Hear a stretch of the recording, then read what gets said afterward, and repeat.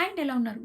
ఒక దేశం గురించి పాజిటివ్‌గా మాట్లాడి, ఆ దేశం గురించి ఏమన్నా లైక్ ఆ దేశంలో లైఫ్ స్టైల్ ఇలా ఉంది, ఖర్చులు బాగా పెరిగిపోయాయి, జాబ్స్ కరెక్ట్‌గా లేవు, కొంచెం జాబ్ మార్కెట్ డల్‌గా ఉంది. సినారియో మనం ఇలా ఎక్స్‌ప్లెయిన్ చేశామనుకోండి, సో, అక్కడ మన వాళ్ళని వద్దంటున్నారు గదా! ఇంకా ఎందుకు అక్కడున్నారు మీరు? అక్కడ మన వాళ్ళని సరిగ్గా చూడట్లేదు గదా! ఎందుకు ఇంకా ఆ దేశం గురించి అంత గొప్పగా మాట్లాడుతున్నారు అని అంటారు. సరే అని చెప్పి ఇక్కడుండే ప్రాబ్లమ్స్ గురించి మాట్లాడామనుకోండి, మరి అక్కడ ప్రాబ్లమ్స్ ఉన్నప్పుడు మరి ఇక్కడికొచ్చేయొచ్చు కదా! అని చెప్పేసి ఈజీగా చెప్పేస్తున్నారనమాట.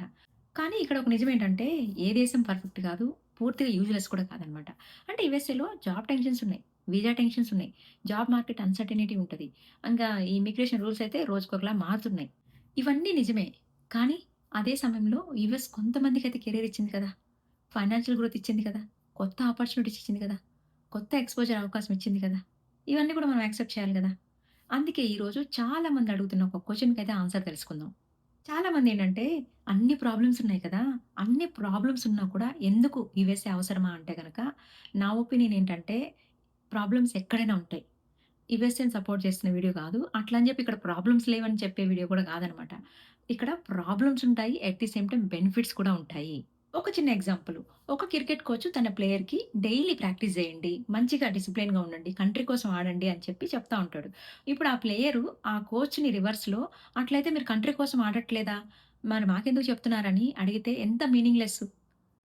ఇప్పుడు ఆ కోచ్ ఆ గ్రౌండ్‌లో ఆడకపోవచ్చు. కానీ తనకున్న ఎక్స్‌పీరియన్సెస్, తనకు తెలిసిన మిస్టేక్స్, తన లెసన్స్ అవన్నీ కూడా ఆ ప్లేయర్స్‌కైతే ఉపయోగపడుతున్నాయి గదా! సేమ్ నేనేం చెప్తున్నా అంటే, అలాగే ఒక వ్యక్తి యూఎస్ఏలో ఉండే ఒక ప్రాబ్లమ్స్ గురించి చెప్పినప్పుడు, అక్కడున్న ఆపర్చునిటీస్ గురించి కూడా చెప్పొచ్చు కదా! మనం ఎప్పుడు గూడా ఇప్పుడు చెప్పే వ్యక్తి పరిస్థితిని చూసి ఆ మెసేజ్‌ని జడ్జ్ చేస్తా ఉంటాం. అలా జడ్జ్ చేయకండి. ఆ చెప్పే దాంట్లో నిజం ఉందా లేదా అని మాత్రం మనం గమనించాలి. 2 కూడా కాంట్రాడిక్టరీ స్టేట్మెంట్స్ కావన్నమాట. అంటే ఇప్పుడు ఒక కంట్రీలో ఉండే ప్రాబ్లమ్స్ చెప్పడం వేరు. కానీ అక్కడున్న ఆపర్చునిటీస్ అక్నాలెడ్జ్ చేయడం కూడా వేరన్నమాట. అంతేగాని ప్రాబ్లమ్స్ చెప్తే ఆపర్చునిటీస్ చెప్పకూడదని ఏం లేదు. ఆపర్చునిటీస్ చెప్తే ప్రాబ్లమ్స్ చెప్పవద్దు అని ఏం లేదన్నమాట. సో, ఇప్పుడు చాలామంది అన్ని ప్రాబ్లమ్స్ ఉన్న యూఎస్ఏ అవసరమా అంటే గనక, నేను అవకాశం వస్తే ప్రతిదీ మనం ఎక్స్‌పీరియన్స్ చేసి చూడాలి. ఏది కూడా అంటే ఇప్పుడు చాలామంది యూఎస్ఏ వచ్చేటప్పుడు మస్తు సూట్ కేసులు సర్దుతా ఉంటామనమాట. సూట్ కేసులు కాదు ఫస్ట్ మన మైండ్ సెట్ సర్దాలి. ఎందుకంటే ఇక్కడికొచ్చిన తర్వాత డిఫరెంట్ కమ్యూనికేషన్ స్టార్ట్ అయితది. కొత్త ఎన్విరాన్మెంట్‌లో వర్క్ చేయాల్సిన సిట్యుయేషన్ వస్తది. దాంట్లో కొత్త జనాలు. ఇక్కడంటే మస్తు తెలుగోళ్ళు ఉన్నారు కాబట్టి ఓకే. కొన్ని స్టేట్స్‌లో అసలు తెలుగోళ్ళే ఉండరు. అలాంటి వాళ్ళ మధ్యలో ఉండి ఎలా కమ్యూనికేట్ చేస్తున్నాము, ఎలా సర్వైవ్ అవుతున్నాం అనేది చాలా ఇంపార్టెంట్. అంటే మనకి ఫస్ట్ ఆప్షన్ ఏంటంటే కొత్త ఎన్విరాన్మెంట్‌లో వర్క్ చేసే ఆప్షన్ వస్తది. కొత్త కమ్యూనికేషన్ స్టార్ట్ అవుతాయి. అండ్ వేరే కంట్రీకొచ్చినప్పుడు అక్కడ లైఫ్ స్టైల్ అనేది ఎలా ఉంటది. అట్ ది సేమ్ టైమ్ మనం ఖర్చులు చెప్పా గదా! మనం ఇండియాలో ఒకలా ఆలోచిస్తాము. ప్రతిదాన్ని కంపేర్ చేసుకునేవాళ్ళం అనమాట. ఇండియాలో అంటే ఇక్కడ కంపేర్ చేసుకుంటే బతకలేము. ఎందుకంటే మనం ఇండియా నుంచి అమెరికాకొచ్చేటప్పుడు చాలా కాలిక్యులేషన్స్ యేసుకుంటామండి. అలా, ఇలా అని చెప్పేసి. బట్ అన్ని కాలిక్యులేషన్స్ కరెక్ట్‌గా జరగాలని గ్యారంటీ ఏం లేదు. ఇక్కడికొచ్చాక కూడా స్టార్ట్ చేస్తామనమాట. బట్ అవన్నీ కూడా మనం అనుకున్నట్టు జరగవు. ఎందుకంటే వీసా రూల్స్ మారొచ్చు, జాబ్ చేంజ్ అవ్వచ్చు, ప్రాజెక్ట్ ముగిసిపోతది. ఒక్కోసారి ఇండియా కూడా తిరిగి వెళ్ళాల్సిన పరిస్థితొస్తదనమాట. దేనికైనా రెడీగుండాలి. యూఎస్‌లో ఉండాలని హోప్ మాత్రమే కాదు. ఇక్కడ జస్ట్ దానికి తగ్గట్టుగా పర్ఫెక్ట్‌గా ప్లానింగ్ కూడా ఉండాలనమాట. చాలా మంది ఇక్కడ ఇప్పుడు తెలుగు కమ్యూనిటీస్‌లో ఉంటాం గదా! తెలుగు కమ్యూనిటీస్‌లో ఉండేసరికి ఒకరు ఇల్లు కొన్నారనుకోండి మనం కంపేర్ చేసుకుంటాం. వాళ్ళొచ్చి 2 ఇయర్స్ అయింది ఇల్లు కొంటున్నాము. మీరెప్పుడు కొంటారు అన్నప్పుడు జస్ట్ మనం అసలు మన ఫ్యామిలీ సిట్యుయేషన్ ఏంటి? మన బ్యాక్‌గ్రౌండ్ అంటే మనీ ఎంత సేవ్ చేస్తున్నాము? మినిమమ్ ఇక్కడ 3-6 మంత్స్ చెప్పా గదా! జాబ్ లేకపోయినా 3-6 మంత్స్ మనం సర్వైవ్ అవ్వగల అమౌంట్ అయితే మన అకౌంట్‌లో ఉండాలి. అంతేగాని మనం ఒక్కరి జాబ్ మీదయితే ఇంకా చాలా కష్టం. ఇద్దరు జాబ్ చేస్తుంటే అట్‌లీస్ట్ ఆలోచించాలి. ఎందుకంటే వాళ్ళ దగ్గర మనీ ఉన్నాయి కాబట్టి సరే ఏదో ఒక రకంగా ఇన్వెస్ట్‌మెంట్ స్టార్ట్ చేసి అప్పుడు అమ్ముకున్నప్పుడు చూద్దాంలే అన్న థాట్‌తో ఉంటారు. బట్ ఒక్కరు జాబ్ చేసి ఎవరో కొన్నారు మనం కొనాలి అని మనం కంపేర్ చేసుకొని స్టార్ట్ చేశామంటే గనక అది గందరగోళంగా అయిపోతది. ఎందుకంటే పర్ఫెక్ట్ ప్లానింగ్ లేకుండా మనం ఏది స్టార్ట్ చేయొద్దండి. ఇక్కడ రెంటింట్లో అంటే మనకి రేపేదైనా ఇండియా ఎళ్ళాల్సొచ్చినా కూడా పోతే పోనీ ఒక వితౌట్ ప్రియర్ నోటీస్ మనం ఎళ్ళిపోయినా ఇబ్బంది లేదు. బట్ ఇల్లు కొని మనం ఒకసారి వేరే వాళ్ళకి హ్యాండ్ ఓవర్ చేసి వెళ్తున్నామంటే ఎంత టెన్షన్ ఉంటది. ఎందుకంటే సిట్యుయేషన్ ఎట్లుందంటే ఏ రోజు సిట్యుయేషన్ ఎలా ఉంటది. అది మనం ఇక్కడ మార్కెట్ కంటే కూడా మన జాబ్ పర్మనెంట్ కాదిక్కడ. మనం ఎప్పటికైనా ఇది ఏ రోజు గెస్ట్ లాగే వచ్చాము. ఎన్ని రోజులు ఉంటామో తెలీదు. ఇప్పుడు సినారియో చూస్తే గనక అసలు హోప్ లేదు. 3 తప్పించి మోర్ దెన్ 6 ఇయర్స్ మనం హోప్ పెట్టుకున్నాము అంటే గనక పెట్టుకొని ఇల్లు కొన్నామంటే గనక మరి అది కొంతమందికే సెట్ అయితది. అందరికి సెట్ కాదనమాట అది. పర్టిక్యులర్‌లీ ఏదైతే తెలుగు కమ్యూనిటీస్ ఉంటాయో అక్కడ తెలియకుండానే కంపారిజన్ స్టార్ట్ అయిపోద్దండి. ఎందుకంటే ఓకే. వాళ్ళు 3 ఇయర్స్‌లో ఇల్లు కొనేసారు. సో, మనం వచ్చి 2 ఇయర్స్ అవుతుంది. ఇంకో 1 ఇయర్‌లో మనం ప్లాన్ చేయాలి అన్నప్పుడు ఒక్కసారి అంటే మన లైఫ్ డెసిషన్స్‌ని పక్క వాళ్ళ లైఫ్ స్టైల్‌తో కంపేర్ చేసి తీసుకోకూడదు కదా! వాళ్ళ వీసా స్టేటస్ వేరు కావచ్చు. వాళ్ళ సేవింగ్స్ వేరు కావచ్చు. వాళ్ళ ఫ్యామిలీ సపోర్ట్ వేరు కావచ్చు. అసలు వాళ్ళ ఫ్యామిలీ అంటే ఫ్యూచర్‌లో ఇక్కడే సెటిల్ అవుదాం అనుకుంటున్నారేమో. అన్నీ అంటే వాళ్ళ లైఫ్ స్టైల్‌తో మన లైఫ్ డెసిషన్స్ కంపేర్ చేసి మనం తీసుకున్నామంటే గనక చిక్కుల్లో పడిపోతాం అది. తెలియకుండానే పడిపోతాం. అలాంటి చిక్కుల్లో పడినప్పుడే మనకేమనిపిస్తదంటే యూఎస్ఏ మనకు సెట్ కాదు. ఎళ్ళిపోదాం అన్న ఫీలింగ్ వస్తది. యూఎస్ఏ ఎందుకు సెట్ కాదంటే వచ్చేటప్పుడే మన మైండ్ క్లారిటీగా కొన్ని అడ్జస్ట్‌మెంట్స్‌కి ఫిక్స్ అయ్యి రావాలి. లేదు అంటే గనక యూఎస్ఏ మనకు సెట్ కాదు. కరెక్ట్‌గా ప్లానింగ్ చేస్తే యూఎస్ఏ బెనిఫిట్స్ అందరికి తెలుస్తాయి. మీరు ఆలోచించండి. ఇండియాలో ఒకవేళ ఎవరైనా బెనిఫిట్ లేకుండా ఇంత దూరం వస్తారా? బెనిఫిట్స్ ఉంటాయి. కాకపోతే పక్కాగా ప్లాన్ చేయాలి. యూఎస్ఏ బెనిఫిట్స్ అర్థమైతేనే యూఎస్ఏలో ఉండడానికి ఇష్టపడతారు. లేదు ఇండియాలో లాగా ఇక్కడ ఉండాలి, మనకు నచ్చినట్టు ఉండాలి అంటే మనకు నచ్చినట్టు ఉండొచ్చు ఇక్కడ కూడా. కానీ సర్టెన్ ఇయర్స్ తర్వాత ఒక 1 ఇయర్, 2 ఇయర్స్ తర్వాత మనకు అర్థమైపోతది. మన స్టేటస్ ఏంటి? మన జాబ్ స్టేటస్ ఏంటి? మనం ఎంత సేవింగ్ చేసాము? ఏంటి? ఓకే. ఒక ప్రాసెస్‌లో వెళ్తున్నప్పుడు మనం ఎంజాయ్ చేయొచ్చు ఇబ్బంది లేదు. కాకపోతే మనం అలా ప్లాన్ చేయకుండా టెన్షన్ పడ్డామంటే గనక యూఎస్‌లో సంపాదించిన మనీ కంటే కూడా మనం తీసుకునే స్ట్రెస్సే ఎక్కువుంటదనమాట. చాలామంది అంటుంటారు ఒకప్పుడు నీకు నచ్చేది కాదు గదా! ఎందుకు మళ్ళీ ఇంకా అక్కడే ఉంటున్నావు కదా! అంటే గనక అవకాశం వచ్చినప్పుడు వాడుకోవాలి దాన్ని అని చెప్పేసి.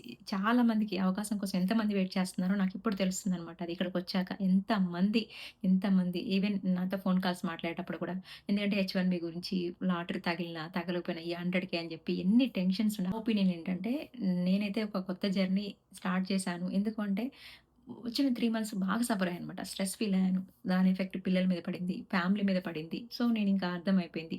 సో, మనకిచ్చిన ఎక్కడో లేని దాని గురించి ఎందుకు ఆలోచించడం. ఉన్నదైతే అవకాశం యూజ్ చేసుకుందాం కదా! అని చెప్పి కొత్త జర్నీ స్టార్ట్ చేశాను. చిన్నప్పటి నుంచి ఏదైతే డ్రీమ్స్ చూడాలనుకున్నా కొన్ని ఇక్కడికొచ్చాక ఫుల్‌ఫిల్ అయ్యాయన్నమాట.